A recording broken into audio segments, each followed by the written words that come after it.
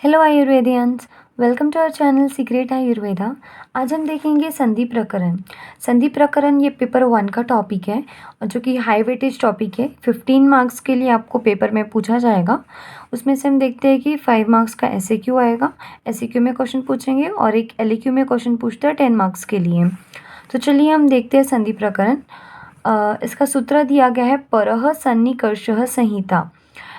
कई बार क्या होता है कि यही सूत्र आपको एमसीक्यू में भी दे दिया जाएगा और पूछेगा कि किसका सूत्र है, तो आप ये ध्यान में रखिए सूत्र की ये संधि का है करके। देखिए इसका मतलब क्या होता है कि दो अक्षरों के जोड़ने को संधि कहते हैं। ठीक है, दो जो अक्षर है इसके जोड़ने को हम क्या बोलेंगे, संधि। जैसे कि अगर हम देखते हैं कि अगर हम एनाटॉमी में पढ़ते हैं बोन्स, दो या दो से ज़्यादा बोन जहाँ पर एकत्रित आते हैं, है ना, उसको हम बोलते हैं संधि। तो उसी प्रकार से यहाँ पर संस्कृत में हम देखते हैं कि दो अक्षर जब जुड़ते हैं तो उसको हम बोलेंगे संधि। ठीक है, क्या बोला है कि पहले शब्द के आखिरी अक्षर और दूसरे शब्द के पहले अक्षर के मिलन को संधि या संहिता कहते हैं। इसको मैं एग्जाम्पल से आपको बताती हूँ। जैसे कि यहाँ पर हमारे पास है एक शब्द प्रति और दूसरा शब्द है एकम। तो यहाँ पे क्या बोला है कि पहले शब्द के आखिरी अक्षर यानी कि प्रति, तो ये जो आखिरी शब्द है ये, और दूसरे शब्द के पहले अक्षर यानी ये दूसरा शब्द का पहले अक्षर, ठीक है, इनके मिलन को संधि या संहिता कहते हैं। ठीक है, समझा। पहला जो शब्द है इसका हम देखते हैं आखिरी वर्ण और दूसरे शब्द का पहला वर्ण, ये जब मिलते हैं तो इनको हम बोलेंगे संधि। देखिए, और जो संधि ये शब्द है ये पुल्लिंग है और संहिता ये स्त्रीलिंग है। तो कंफ्यूज मत हुई ये सूत्र में कि परः सन्निकर्ष संहिता, इसको ही हम संधि भी बोलते हैं। संधि पुल्लिंग शब्द है और जो संहिता है ये स्त्रीलिंग शब्द है। ठीक है, नेक्स्ट पॉइंट है किसी अक्षर की जगह जब कोई और अक्षर आता है तो उसे आदेश कहते हैं। देखिए, कोई एक अक्षर दिया गया है उसकी जगह पे अगर दूसरा अक्षर आ रहा है तो उसको हम बोलेंगे आदेश, लेकिन दो अक्षरों के मिलकर बने गए नए अक्षर को एकादेश कहते हैं। ठीक है, अगर दो अक्षर है उससे मिलकर अगर एक नया अक्षर बन रहा है तो उसको हम बोलेंगे एकादेश। ये आपको जब आगे मैं एग्जाम्पल बताऊंगी तो और अच्छे से क्लियर होगा। तो संधि के हम देखते हैं कि 3 प्रकार होते हैं। कौन कौन से? पहला है स्वर संधि, जिसको ही हम अच संधि भी बोलते हैं। दूसरा है व्यंजन संधि, व्यंजन संधि को ही हल संधि कहते हैं। और तीसरा है विसर्ग संधि। तो चलिए इसको हम देखते हैं डिटेल में। सबसे पहले हम देखेंगे स्वर संधि। तो स्वर संधि के टोटल 8 प्रकार है। देखिए, पहला है यण संधि, दूसरा है अयादि संधि, फिर है गुण संधि, चौथा है वृद्धि संधि, पांचवा है सवर्ण दीर्घ संधि, छठवा है पूर्व रूप संधि, सातवा है पर रूप संधि और आठवा है प्रगृह्य संधि। सबसे पहले हम देखेंगे कि यण संधि क्या होता है।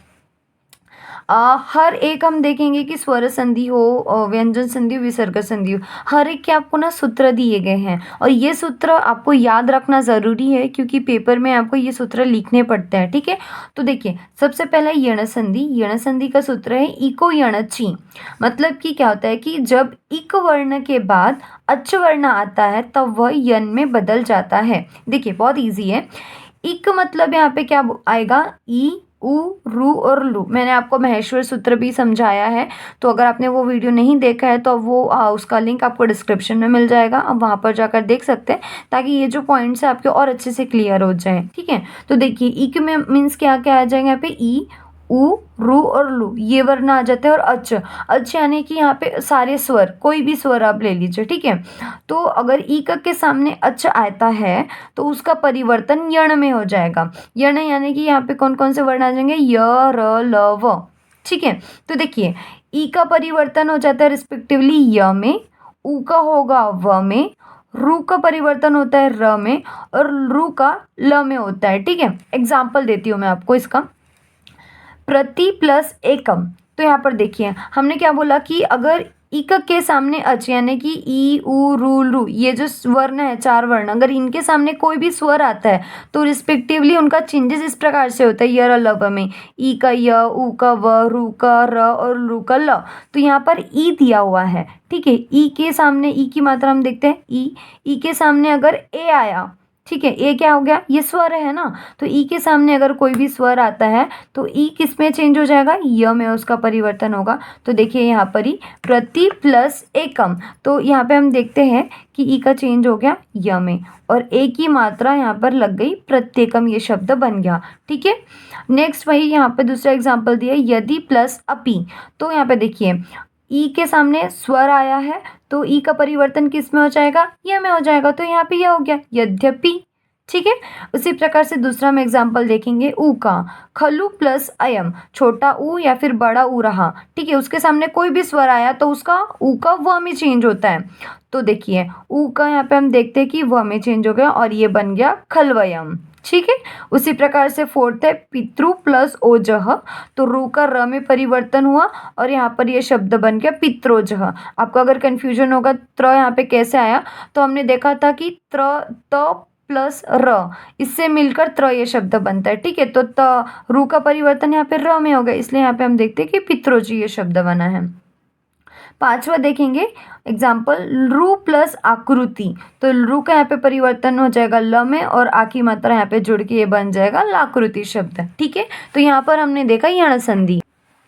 नेक्स्ट दूसरा संधि जो है वह है अयादि संधि। इसका सूत्र है एचो या वायावह, मतलब कि एच यानी कि यहाँ पे क्या होगा, ए ओ आई और औ, इसके सामने अगर अच यानी कि अगर कोई भी स्वर आता है तो रिस्पेक्टिवली कैसा चेंज होगा, देखिए ए का चेंज होगा अय में, ओ का होगा अव में, आई का होगा आय में और औ का होगा आव में। ये जो सूत्र आपको दिया है ना, अगर ये आपको ध्यान में रहा तो इसके बेसिस में आप ये चेंज कर सकते हैं आराम से। तो देखिए मैं इसका आपको एग्जाम्पल देकर बताती हूँ। ने प्लस अणम, तो इसका हो गया नयनम। देखिए यहाँ पे ने की मात्रा में हम देखते हैं कि ए यहाँ पे लगा, ए की मात्रा यहाँ पे लगी हुई है, उसके सामने अ ये स्वर आया तो हमने क्या बोला, ए का परिवर्तन किस में हो जाएगा, अय में हो जाएगा। तो यहाँ पर वही देखिए चेंज होकर ये शब्द बन गया नयनम। ठीक है, फिर दूसरा है मैं ये एग्जांपल लेती हूँ, भो प्लस अति, तो ओ का परिवर्तन किस में होगा, अव में होगा। तो देखिए यहाँ पे ये अव में चेंज हो गया और ये शब्द बन गया भवती, ओ का परिवर्तन अव में हो गया। ठीक है, नेक्स्ट है नई प्लस अकह, तो आई की मात्रा थी, आई का परिवर्तन आय में होगा, तो यहाँ पे आई का परिवर्तन हम देखते हैं कि आय में हो और ये शब्द बन गया नायकः। ठीक है, इसी प्रकार से ये एग्जाम्पल्स आपको अयादि संधि के दिए गए हैं। नेक्स्ट हम देखते हैं गुण संधि। गुण संधि का सूत्र है आद गुण, मतलब गुण संधि में हम देखते हैं कि ए और ओ होना, इससे हम बोलेंगे गुण संधि। मतलब कि अ या फिर आ के सामने छोटी ई या फिर बड़ी ई रही तो उसका परिवर्तन हम देखें ए होगा, और अ और आ के सामने छोटा ऊ या फिर बड़ा ऊ रहा तो ओ बनेगा। ठीक है, एग्जाम्पल देकर मैं आपको बताती हूँ। उप plus Indra is equals to यहाँ पे बनाइए उपेंद्र। देखिए यहाँ पे उप में हम देखते हैं कि अ की मात्रा है ना, और यहाँ पे ई छोटी आई है, तो हमने क्या बोला कि अ या फिर आ के सामने ई आया तो उसका ए में परिवर्तन होता है। तो यहाँ पर हम देखते हैं कि इसका परिवर्तन किस में हो गया, ए में, तो और ये शब्द बन गया उपेंद्र। ठीक है, वैसे ही अ और आ के सामने छोटा ऊ या बड़ा ऊ आया तो ओ बनेगा, तो गंगा प्लस उद्गम। ठीक है, तो आ के सामने ऊ आया तो इसका परिवर्तन किस में हो गया, ओ में हो गया, और ये बन गया गंगोदकम। ठीक है, आ का परिवर्तन किस में हो गया, ओ में हो गया। ठीक है, तो ये बन गया क्या, गंगोदकम। ठीक है, उसी प्रकार से एक और दूसरा सूत्र दिए गए है उरण परह। तो इसमें क्या होता है कि अ और आ के सामने रू आया तो उसका परिवर्तन अर में होगा, और अ और आ के सामने अगर रू आया तो वो अल में उसका परिवर्तन होता है। जैसे कि महा प्लस ऋषि, ठीक है, आ के सामने हम देखते हैं कि रू आया तो उसका हमने क्या बोला था, अर में हो जाएगा, तो ये बन गया शब्द महर्षि। ठीक है, वैसे ही तव प्लस लुकारह, तो ल का परिवर्तन किस में हमने बोला, लू का परिवर्तन किस में बोला, अल में, तो ये तल्वकार बन गया शब्द। ठीक है, हलंत ल है, ध्यान दीजिए, हलंत र है और हलंत ल है यहाँ पे, तो इस प्रकार से इसका परिवर्तन हो गया। नेक्स्ट हम देखते हैं वृद्धि संधि। वृद्धि संधि का सूत्र है वृद्धि रेची। यानी कि ए और ऐ और औ होना, इसे हम बोलेंगे वृद्धि संधि। गुण में हमने क्या देखा था, ए और ओ होना, उसको हम बोले थे गुण संधि। लेकिन वृद्धि संधि क्या, ऐ और औ होना, ठीक है, इसको हम बोलेंगे वृद्धि संधि। जैसे कि अ और आ के सामने ए या फिर ऐ आया तो उसका परिवर्तन ऐ में होता है, और अ और आ के सामने ओ और औ आया तो उसका परिवर्तन औ में होता है, ठीक है। एग्जाम्पल देखिए, तथा प्लस एव, ठीक है, तो ये बन गया शब्द तथैव, मतलब कि यहाँ पे आ के सामने ए आया तो हमने बोला कि उसका परिवर्तन किस में होगा, ऐ में हो गया होगा, तो ये क्या बन गया, तथैव, ठीक है। वैसे जल प्लस ओद्यः, ठीक है, आ के सामने ओ आया तो उसका परिवर्तन किस में होगा, औ में हो गया होगा, ठीक है। तो जल प्लस ओद्य यहाँ पे क्या बन गया, जलोद्यः, ठीक है। नेक्स्ट हमारा टॉपिक जो है पांचवा जो संधि वो है सवर्ण दीर्घ संधि। उसका सूत्र है अकः सवर्णे दीर्घः। मतलब कि यहाँ पे क्या बोला है कि अक प्रत्याहार मतलब कि अ ई उ रू लू, ठीक है, में वर्ण के आगे यदि उसी प्रकार का स्वर आ जाए तो पहले और बाद के वर्णों की जगह एक दीर्घ स्वर का आदेश होता है, ठीक है। देखिए, आदेश मतलब मैंने आपको क्या बताया था कि किसी अक्षर के जगह पे और अगर कोई अक्षर आता है तो उसको हम बोलते हैं आदेश। तो सवर्ण दीर्घ संधि में क्या होता है कि अ और आ के सामने अ या फिर आया तो उसका दीर्घ में परिवर्तन होगा यहाँ पे, तो उसका हम देखते हैं कि आ में चेंज होगा, ठीक है। उसी प्रकार से ई का भी होगा, ठीक है, छोटी बड़ी के सामने अगर ई आता है तो उसका भी परिवर्तन उसके दीर्घ इसमें होता है, रिस्पेक्टिवली उ रू और रू, इसका भी ऐसे ही होगा, ठीक है। देखिए, एग्जाम्पल मैं आपको बताती हूँ, धर्म प्लस अर्थ, धर्मार्थ, ठीक है। यहाँ पे भी हम देखते हैं कि अ की मात्रा है और यहाँ पे भी अ है, तो उसका हमने क्या बोला, अ के सामने अगर अ रहा तो उसका दीर्घ में परिवर्तन होगा आ, तो उसका दीर्घ अ का क्या होगा, आ, तो धर्मार्थ, ठीक है। वैसे ही अति प्लस इंद्रिय, देखिए यहाँ पे छोटी ई है और यहाँ पे भी छोटी ई है, तो हमने क्या बोला, उसका दीर्घ में परिवर्तन होगा ना ई का, तो देखिए अतित इंद्रिय, मात्रा यहाँ पे चेंज हुई है, ठीक है, अतित इंद्रिय। विष्णु प्लस उदय, ठीक है, यहाँ पे उ की मात्रा है, उसके सामने भी उ आया है तो इसका दीर्घ में परिवर्तन होगा और ये क्या बन जाएगा, विष्णुदय, ठीक है। ऐसे आगे के भी एग्जाम्पल्स दिए हैं। नेक्स्ट हम देखेंगे पूर्व रूप संधि। पूर्व रूप संधि का सूत्र है एंग पदांतादति। मतलब इसमें क्या होता है कि एंग यानी कि यहाँ पे आ जाएगा ए और ओ, ठीक है। तो ए और ओ के सामने अगर अ आता है तो उसका परिवर्तन अवग्रह में हो जाएगा। अवग्रह का साइन इस प्रकार से होता है, तो ए या फिर ओ के सामने अगर अ आया तो ये जो अ है, ये अ जो है इसका परिवर्तन अवग्रह में होता है। एग्जाम्पल देखिए, बने प्लस अत्र, यहाँ पे देखिए वर्णे न में एक ही मात्रा है, उसके सामने आया अ, तो ये जो अ है इसका परिवर्तन किस में हो गया, अवग्रह में हो गया, ठीक है।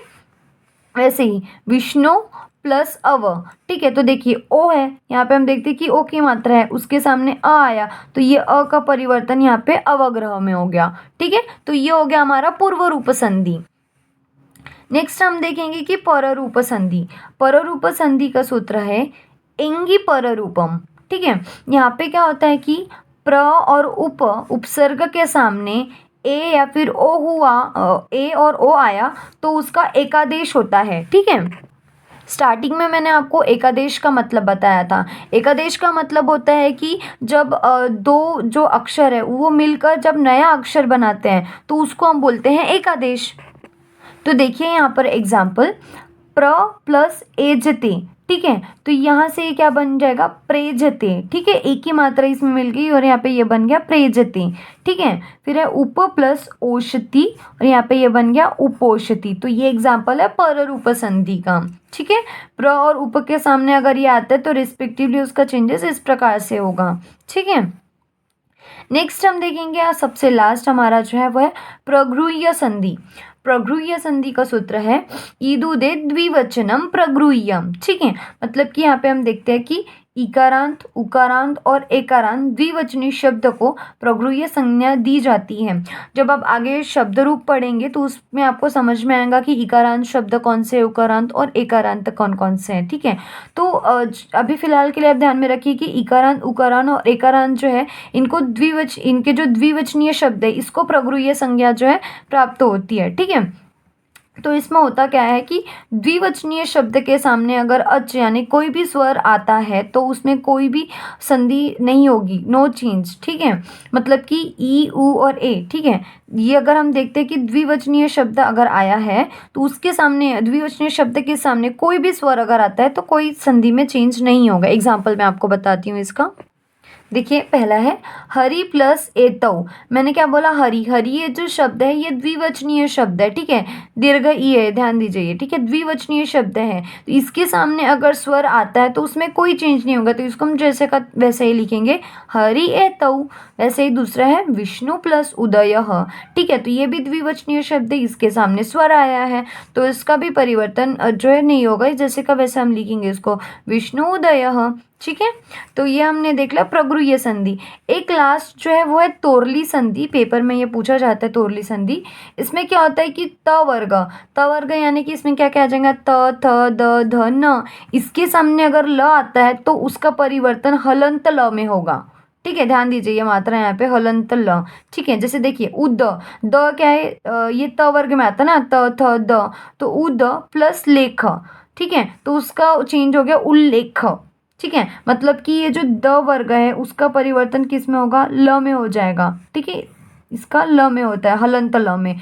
तो ये देखिए द का यहाँ पे हलंत ल यहाँ पे परिवर्तन हुआ और ये शब्द बन गया उल्लेख, ठीक है। तो इस प्रकार से आज हमने देखा स्वर संधि। मैं आपको बता देती हूँ एक बार कि किस प्रकार से क्वेश्चंस पूछा जाता है यूनिवर्सिटी में आपको। देखिए SEQ में 5 मार्क्स के लिए आपको क्वेश्चन पूछेगा, रिस्पेक्टिवली ऐसे 5 आपको प्रश्न दिए रहेंगे, क्वेश्चंस दिए रहेंगे। 1-1 मार्क्स का हर एक क्वेश्चंस आपको यहाँ पे दिया गया रहेगा और वो आपको सॉल्व करना रहेगा, ओके। उसके बाद हम देखेंगे कि LAQ में ये 5 क्वेश्चंस आपको दिए जाते हैं। इसमें आपको संधि विच्छेद करना रहेगा या फिर उसको जोड़ना रहेगा, ठीक है। तो इसके साथ साथ आपको इसमें सूत्र भी लिखना पड़ता है। LAQ में आपको सूत्र लिखना पड़ेगा कंपलसरी, और SAQ में सूत्र नहीं लिखना पड़ेगा आपको, ठीक है। इसलिए आपको सूत्र ध्यान में रखना बहुत ज़रूरी है। हर एक का आप सूत्र याद कीजिए, लिख कर याद कीजिए अगर आपको नहीं होता है तो। इस प्रकार से आज हमने देखा स्वर संधि। आगे व्यंजन संधि हम नेक्स्ट वीडियो में देखें। बने रहिए आप हमारे साथ सीक्रेट आयुर्वेदा चैनल पर। और अगर आपको ये हमारा वीडियो पसंद आया है तो प्लीज़ लाइक, शेयर और सब्सक्राइब ज़रूर कीजिए, अपने दोस्तों के साथ शेयर कीजिए, ओके। तो चलिए बाय बाय, मिलते हैं नेक्स्ट वीडियो में।